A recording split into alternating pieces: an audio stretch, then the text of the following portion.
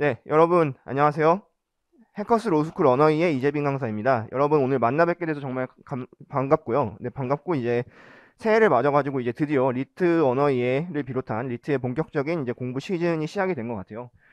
그래서 이제 기본 강의에서는 어떤 것을 진행을 할지 간단하게 먼저 오리엔테이션을 진행을 하도록 하겠습니다.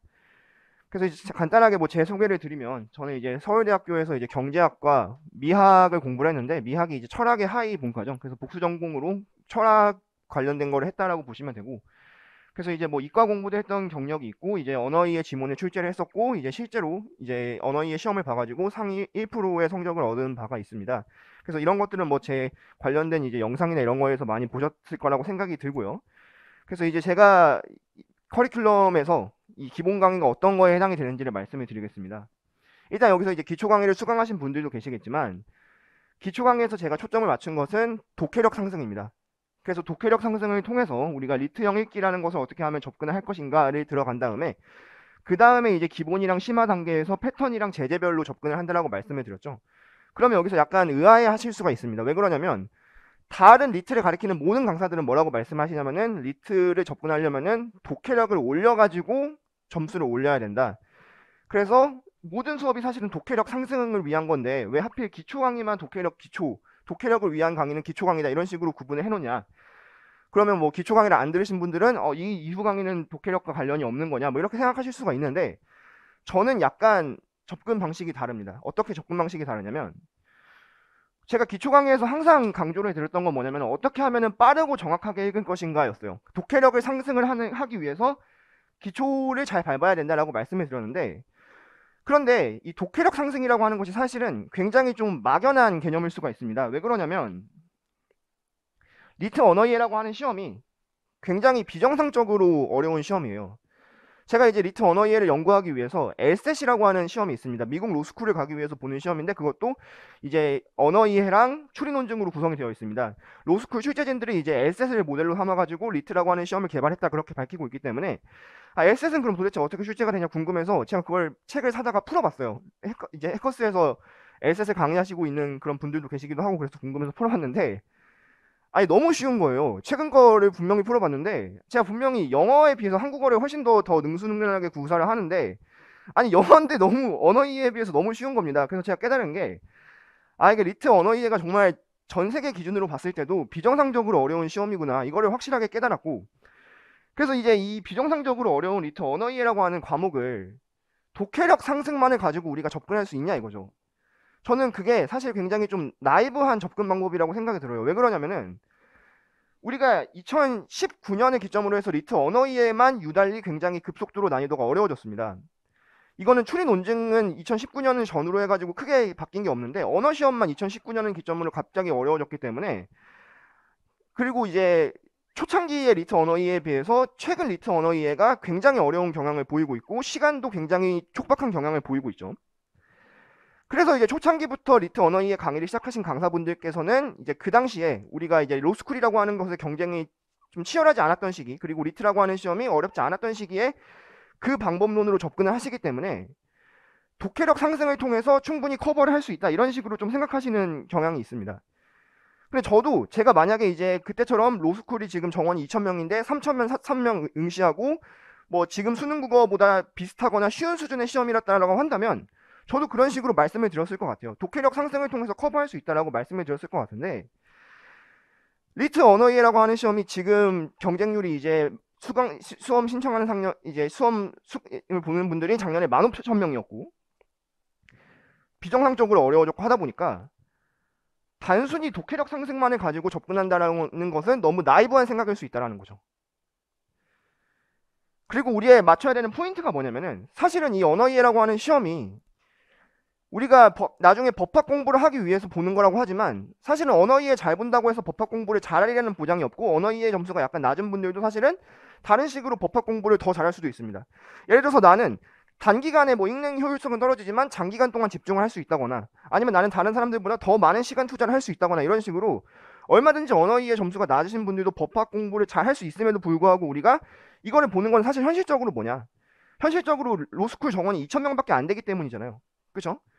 그리고 로스쿨 정원도 정원이지만 지금 이 입시 제도가 굉장히 기형적인 이유가 뭐냐면 여러분들이 나중에 변호사가 되셔가지고 법조인이 되셔가지고 그 변호사로서 테크트리를 밟으실 텐데 어떻게 보면은 변시보다 여러분들의 상호 커리어에 더 영향을 줄 수 있는 시험이 리트가 될 수가 있다라는 게 사실 현실입니다.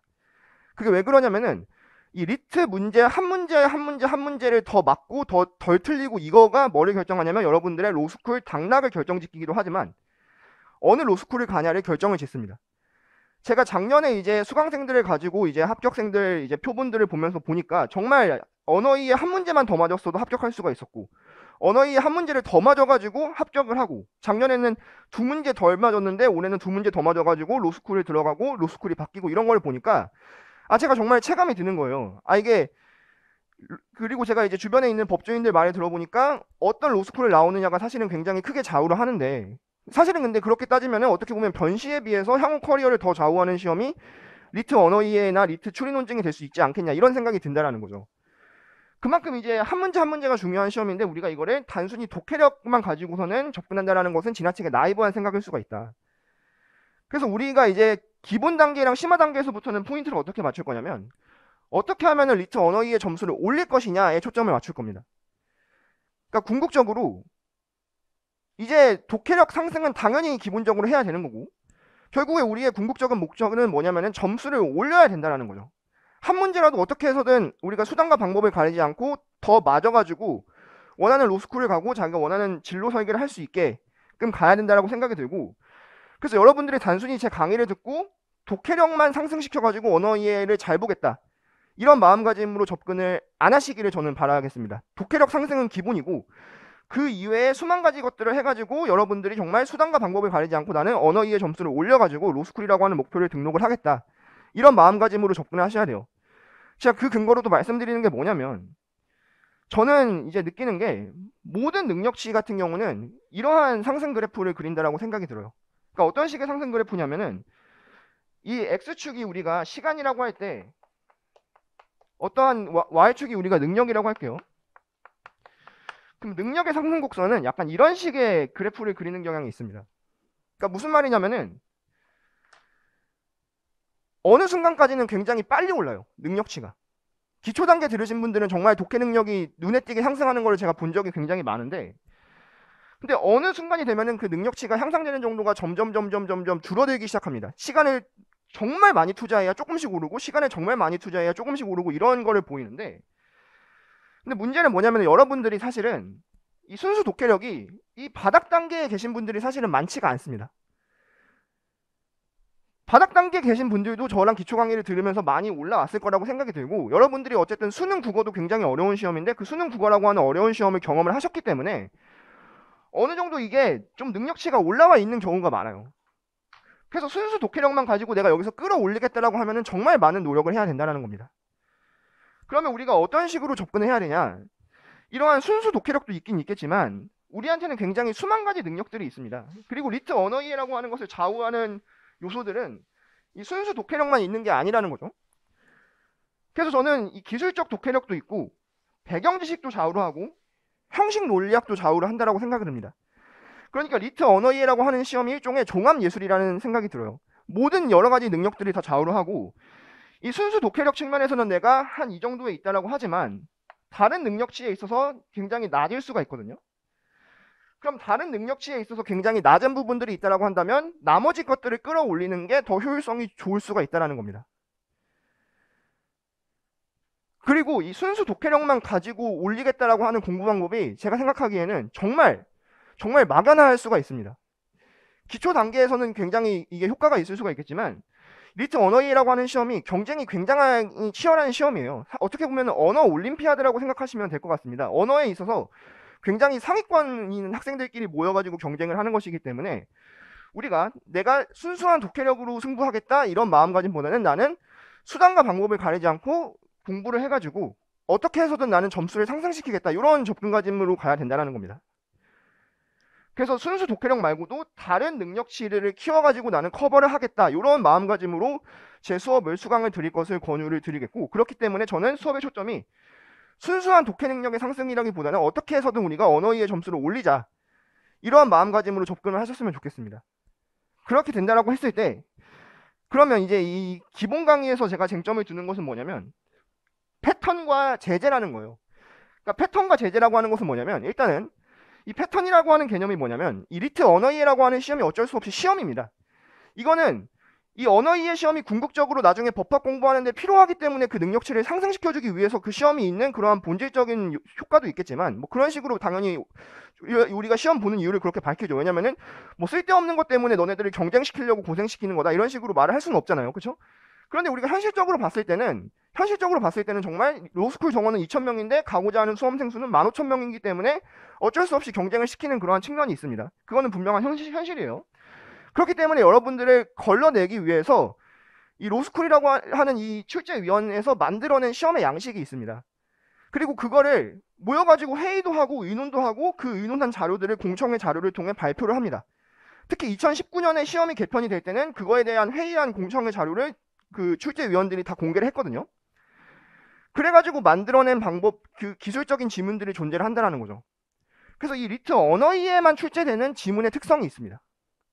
그래서 리트 언어 이해에만 출제가 되는 이 지문의 특성을 이해를 하셔야 되고, 이 리트 언어 이해에만 출제가 되는 지문의 특성을 어떻게 하면 내가 전략적으로 기술적으로 읽을 것인가를 연습을 해야 된다는 겁니다. 그게 저는 패턴 독해라고 말씀을 드리고 싶고, 그 다음에 제가 두 번째로 드리고 싶은 거는 제재 측면인데, 우리가 리트 언어 이해에서 배경 지식이 굉장히 많이 좌우를 합니다. 왜 그러냐면은 리트 언어 이해 같은 경우는 출제 지침에서 뭐라고 되어 있냐면, 대학교 졸업자 그리고 석사 수준의 배경 지식을 갖고 있다고 전제한다라고 되어 있어요. 수능 국어 같은 경우는 고등학교 졸업자 혹은 대학교 1학년의 배경 지식을 갖고 있다라고 전제한다라고 출제 지침이 되어 있는데, 로스쿨 같은 경우는 대학원 시험이기 때문에 대학교 졸업자나 석사 1학년 수준의 배경 지식을 갖고 있다라고 전제를 하기 때문에 어떤 게 있냐면은 웬만한 거는 설명을 잘 안 해줍니다. 그래서 제가 대표적으로 리트 언어 이해랑 수능 국어 비문학을 비교했을 때 어떤 걸 알았냐면, 경제학에서 누진적, 역진적이라고 하는 개념이 있습니다. 역진적이다, 누진적이다 이런 개념이 있는데, 그거에 대해서 수능 국어에서 경제 지문이 나온 적이 있었어요. 그럼 역진적인 게 뭐고 누진적인 게 뭐다 다 풀어서 설명을 해줍니다. 그래야 이제 지문을만 읽고 풀 수가 있는데, 그런데 리트 언어 이해 경제 지문에서 누진적이다, 역진적이다라고 하는 개념이 나왔을 때는 설명을 안 해줍니다. 이 정도는 그냥 당연히 알고 있겠지를 전제를 한다는 거예요. 그리고 마찬가지로 공리주의 같은 개념들, 수능 국어 비문학에서 공리주의가 나온다라고 하면은 한 변이라도 설명을 해주고 넘어갑니다. 그런데 리트 언어 이해 같은 경우는 뭐 공리주의라던가 칸트의 정언명령이라던가 이런 개념들을 설명을 제대로 안 해주고 넘어가요. 그냥 그 정도는 당연히 알고 있겠지라고 생각을 하는 것이고, 또 말씀드렸듯이 출제진들은 그 각 학문의 전공자들이기 때문에 그 사람들이 알고 있다고 전제하는 수준이 굉장히 높다는 거예요. 예를 들어서 올해 리트 언어에 출제가 됐었던 것 중에 굉장히 중요한 개념 중에 하나가 뭐냐면 현상적 의식이라는 개념이 있습니다. 현상적 의식이라고 하는 개념이 사실은 이 철학에서는, 특히 이제 현대 철학에서는 굉장히 중요한 개념이고, 이 현상적이다라고 하는 단어가 그 철학 세계에서 고유의 그 철학자들끼리 정의한 개념으로 사용이 됩니다. 근데 우리가 일반적인 대화에서 사용하는 개념이 아니기 때문에 우리는 당연히 모르는 개념이죠. 그런데 그런 것들을 대학교 4학년 수준이고 석사 수준이면은, 이 정도면은, 특히 철학과 4학년이고 철학과 석사 수준이라면 당연히 아는 단어 아니야 라고 생각을 하고 제대로 설명을 안 해준다는 거예요. 물론 그 단어에 대해서 배경 지식이 아예 없다라고 하더라도 그것을 지문의 내용만 읽고서는 추론을 하거나 이렇게 해가지고 풀 수도 있어요. 정말 배경 지식이 없는 사람도 당연히 정말 풀 수가 있겠죠. 그런데 그렇게 풀기에는 너무 효율이 떨어지는 시험이 되어버렸습니다. 너무 시간 제한도 심하고 너무 경쟁이 치열하고, 또 다른 여러분들의 경쟁자들 같은 경우도 이제 리트 점수를 올리려고 이해를 악물고 지금 공부를 하고 있기 때문에 그렇게 나이브하게 접근해서는 굉장히 우리가 잘 보기 힘든 시험이 되었다라는 거죠. 그래서 어떻게 해야 되냐면은, 리트 언어 이해가 다행인 것은 그래도 뭐냐면은 출제 분야가 어느 정도 겹치는 경향이 있어요. 그러니까 무슨 얘기냐면은, 리트 언어 이해 출제진들 같은 경우는 겉으로는 이런 말을 합니다. 배경 지식으로 푸는 시험이 아니다. 이거는 배경 지식으로 푸는 시험이 아니고 지문만 보고 풀 수 있게끔 출제를 했다. 그게 공식적인 입장이에요. 그런데 리트 언어의 기출들을 연구를 해보면은 항상 비슷비슷한 출제 분야에서 겹치게끔 출제가 되는 걸 확인할 수가 있습니다. 그리고 무엇보다도 법학에서 두 지문이 출제가 되는데, 법학에서 실무법학을 출제가 할 수 없기 때문에 이론법학이라고 할 수 있는 법철학 영역에서 중심으로 출제를 하는데, 그 법철학이라고 하는 영역은 사실은 학문 분야가 그렇게 넓지가 않습니다. 그렇기 때문에 약간 좀 그 쟁점들이 다 고만고만해요. 그래서 약간 고만고만한 영역에서 좀 출제가 되는 경향들이 있습니다. 그래서 어떤 걸 우리가 준비를 해야 되냐면 이 리트 언어이해라고 하는 지문이 나왔을 때 이 지문이 생전 처음 들어본 얘기면 안 돼요. 내가 평소에 어느 정도 생각도 해보고 평소에 비슷한 지문도 읽어보고 평소에 관련된 논문도 읽어보고 관련된 책도 읽어보고 좀 이랬었어야 현장에서 우리가 수월하게 독해를 할 수가 있습니다. 물론 리트 언어이해 출제진들은 여러분들이 그런 효과들을 얻는 것을 막기 위해서 정말 이를 악물고 낯선 제재들을 찾으려고 하겠죠. 예를 들어서 뭐 시간여행에 대한 지문을 낸다던가 이슬람 수피즘 종파에 대한 지문을 낸다던가 이런 식으로 최대한 그런 것들을 피하려고 할 겁니다. 근데 그런 것들은 어쩔 수가 없어요. 그런 것들은 나오면은 우리가 어떻게 되는 거냐? 모든 수험생들이 다 처음 보는 지문이 나왔을 때는 그런 상황에도 대비를 해야겠죠. 그렇기 때문에 지문에 의거해서 문제를 푸는 훈련도 반드시 해야겠지만 그런 지문만으로 10지문을 다 못 냅니다. 이미 웬만한 소재들이 다 출제가 되어 있기 때문에 사실은 소재 찾기가 굉장히 힘든 상황이에요. 그래서 똑같은 소재들이 항상 겹치고 겹치는 게 있기 때문에 그 비슷비슷한 학문 영역들에서 계속 출제가 되고 있어요. 그래서 그거에 대한 거를 내가 한 번쯤 생각을 해봤었고 한 번쯤 알고 있었고 한 번쯤 들어봤었고 하는 것들을 머릿속에 차곡차곡 축적을 해놔야 됩니다. 그리고 마지막으로는 형식 논리학인데 이 형식 논리학이 리트 언어이해에서 굉장히 중요하게 작용을 합니다. 근데 이 중요하게 작용을 한다라고 하는 부분이 그렇게 된다라고 하면은 막 논리학을 막 공부해야 되고 막 이래야 됩니까? 라고 하는 수준까지는 아닌데 제가 이제 리트 언어이해에 나왔던 지문들의 원본 논문들을 다 찾아봤어요. 거의 웬만한 지문들은 이 논문에서 출제가 됐구나 하는 걸 다 알고 있습니다. 이거는 여러분들과도 공유를 할 건데 거기 보시면은 선지나 지문의 내용 중에 원본 논문에 없는데 들어간 게 있어요. 그거는 그 교수가 낸 것이 아니라 리트 언어이해 문제를 만드는 출제진이 만들었을 것처럼 보이는 선지들이나 그런 내용들이 들어가 있습니다. 그런데 그런 내용들이나 선지들의 특징이 뭐냐면은 굉장히 형식 논리학적인 판단을 요구하게끔 되어 있어요. 그래서 이 논리학적인 선지 판단도 언어이해에서도 굉장히 중요하게 작용을 하는 부분입니다. 그래서 제가 이 부분에 대해서는 나중에 특강을 하기도 하겠지만 제가 수업을 하면서 계속 이거를 알려드릴 거예요. 기초 강의를 하면서도 이거를 강의를 했었죠. 제가 비판 문제에서 이런 걸 강의를 했었었는데 그래서 이 모든 내용들이 다 종합이 돼서 적용이 되어야 우리가 접근할 수 있는 게 언어이해 성적이다. 이런 식으로 말씀을 드리겠습니다. 그래가지고 이제 기초 단계에서는 정말 순수한 독해력을 목표로 했다라고 한다면 기본이랑 심화 단계에서는 저는 어떻게 되냐 그 리트 언어이해에서 출제되는 내용을 절반으로 쪼갰습니다. 절반으로 쪼갰는데 그게 패턴이랑 제재의 두 가지 관점에서 절반으로 쪼갰는데 일단 기본 단계에서 다루는 패턴들은 주로 정보량의 밀도가 높은 지문들에 대해서 다룰 겁니다. 그러니까 리트 언어이해가 어렵다고 하는 게 두 가지 측면이 있습니다. 첫 번째는 뭐냐면은 정보량의 밀도가 정말 극도로 높기 때문에 어려운 지문들이 있어요. 그러한 지문들 같은 경우는 원본 논문이랑 비교해보면은 차라리 원본 논문 읽는 게 더 쉽습니다. 왜냐면 원본 논문을 압축시켜놨기 때문에 오히려 더 원본 논문보다 읽기가 어려워요. 그런 식으로 정보량의 밀도를 극한까지 높여낸 그러한 정보형 지문들이 있는데 그 정보형 지문들을 기본 단계에서 주로 다룰 것이고 그 다음 제재 측면에서는 우리가 흔히 인문학이라고 하는 문사철의 영역에 해당되는 그 인문학의 영역을 주로 다룰 겁니다.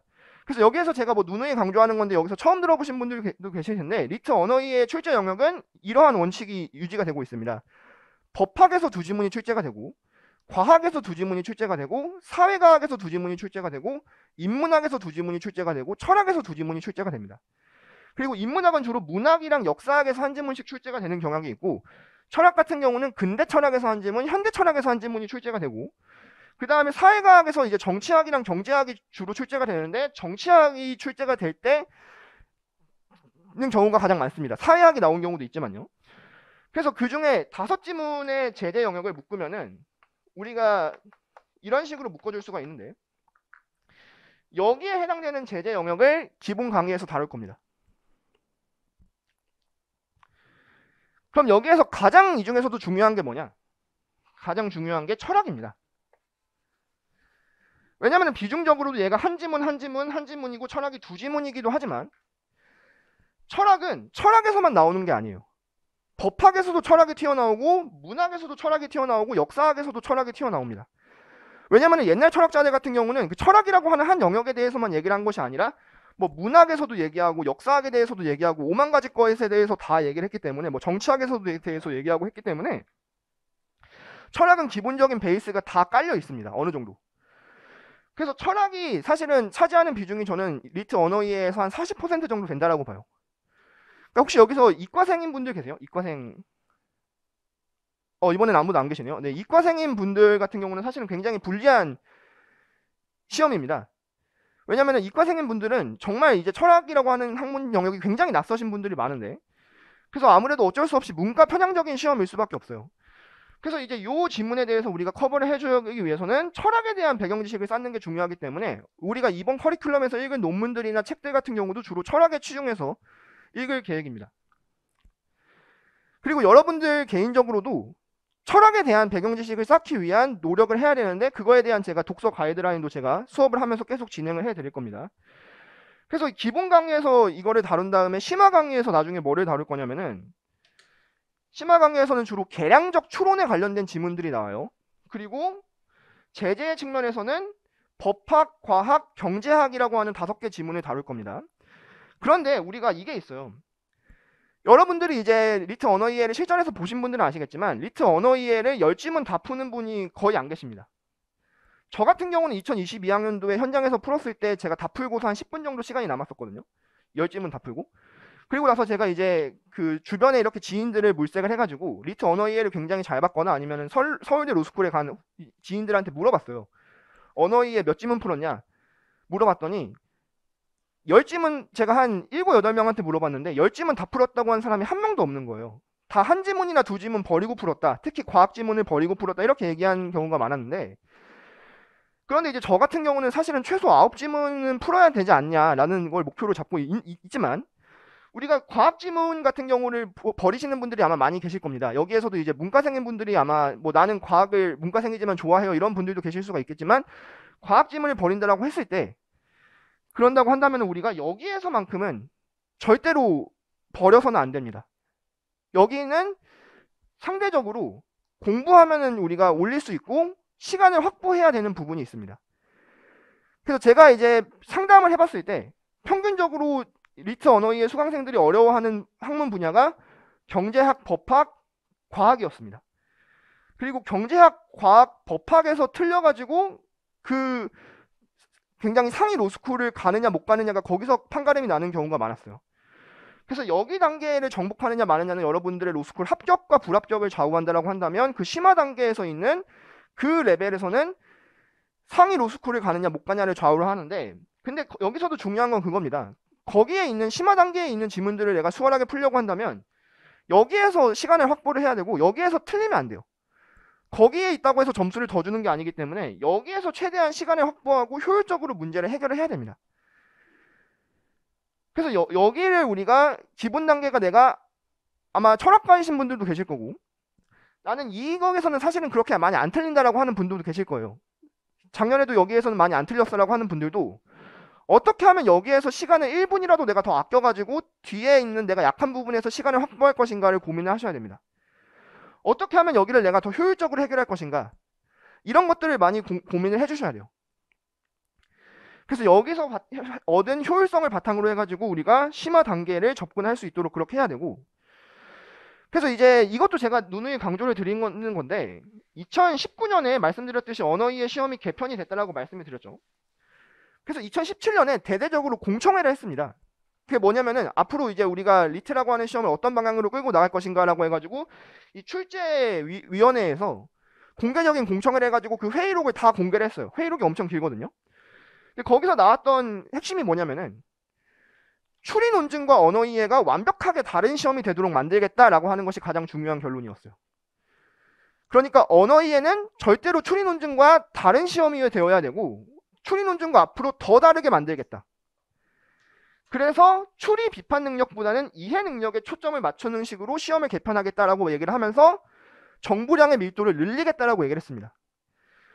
그래서 그 정보량의 밀도를 늘리겠다라고 얘기를 하고 또 어떤 식으로 바뀌었냐면은 제한된 시간 안에 읽는 능력을 테스트하겠다라고 해가지고 70분으로 시간을 단축을 했죠. 그래서 결국 뭐냐면은 우리가 사실은 논리 게임이라고 하는 게 좌우되는 여지가 추리에 비해서 언어 이해는 굉장히 적습니다. 그거는 다시 말하면은 뭔가 우리가 논리게임 가지고 장난칠 여지가 적다라는 거예요. 그러니까 무슨 얘기냐면은 어떤 게 있냐면 어떠한 내용을 가지고도 말을 바꿔가지고 추리 논쟁 같은 경우는 장난치는 경우가 많은데 그런 식으로는 출제를 안 한다는 겁니다. 그러니까 그럴수록 뭐가 더 유리한 거냐면은 우리가 배경 지식을 가지고 있고 이거에 대한 쟁점을 미리 알고 있었고 이런 부분들이 더 유리해 줄 수가 있다는 거죠. 그러면은 우리가 기본 단계에서 다루는 정보량이 높은 밀도가 있는 정보량이 높은 언어이해 지문을 어떻게 해결할 것이냐, 그거에 대한 기본적인 원칙들을 두 가지만 말씀을 드리겠습니다.